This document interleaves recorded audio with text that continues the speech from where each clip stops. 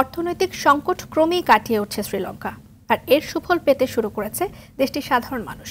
মাত্র এক মাসের ব্যবধানে গেল জুলাইয়ে দ্বীপরাষ্ট্রটিতে মূল্যস্ফীতির হার নেমে এসেছে প্রায় অর্ধেকে। কিভাবে এত দ্রুত অর্থনৈতিকভাবে ঘুরে দাঁড়াচ্ছে দেশটি? বিস্তারিত থাকছে রাকিব হাসানের রিপোর্ট। এ যেন এক নতুন শ্রীলঙ্কা। চমকের পর চমক দেখিয়ে যাচ্ছে দেশটি। অর্থনৈতিক দিক দিয়ে দারুণভাবে ঘুরে দাঁড়াচ্ছে এই দ্বীপরাষ্ট্র। গত সেপ্টেম্বরেই এই দ্বীপ রাষ্ট্রটির অর্থনৈতিক অবস্থা ছিল বেশ সংকটাপন্ন। তখন মূল্যস্ফীতির হার দাঁড়িয়েছিল রেকর্ড ৬৯.৮%। কিন্তু শুনলে অবাক হবেন, মাত্র ১০ মাসের ব্যবধানে লঙ্কানরা মূল্যস্ফীতি ১০ গুণেরও বেশি কমিয়ে এনেছে। সম্প্রতি এক বিবৃতিতে শ্রীলঙ্কার আদমশুমারি ও পরিসংখ্যান দপ্তর জানায়, ২০২৩ সালের জুলাই মাসে কলম্বো ভোক্তা মূল্য সূচকে সামগ্রিক মূল্যস্ফীতি দাঁড়ায় ৬.৩%। অথচ এক মাস আগে অর্থাৎ এ বছরের জুনে তা ছিল ১২%। এর অর্থ দাঁড়ায় এক মাসের ব্যবধানে মূল্যস্ফীতি কমেছে প্রায় অর্ধেকে। বিগত ২ বছরের মধ্যে দেশটিতে এই প্রথমবার মূল্যস্ফীতির হার এক অঙ্কে নামল।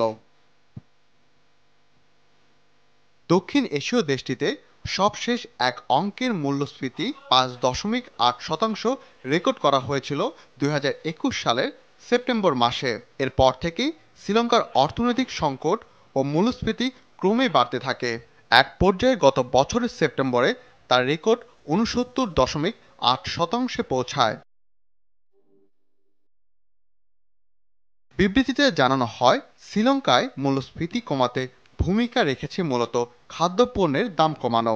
গত ১২ মাসে দেশটিতে খাদ্যমূল্য কমেছে অন্তত ১.৪%।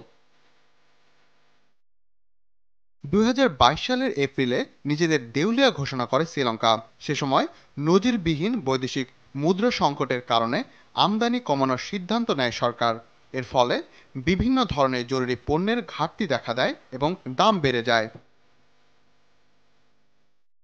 কিন্তু চলতি বছরের মার্চ মাসে আন্তর্জাতিক মুদ্রা তহবিল আইএমএফ থেকে $২৯০ কোটি ঋণ পাওয়ার পর আমদানির বিধিনিষেধ ফের শিথিল করে লঙ্কান সরকার।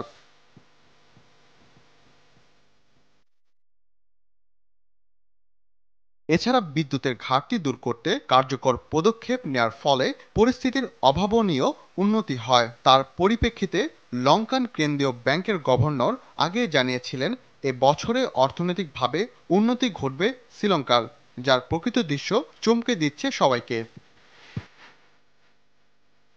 রাকিব হাসান, আর টিভি।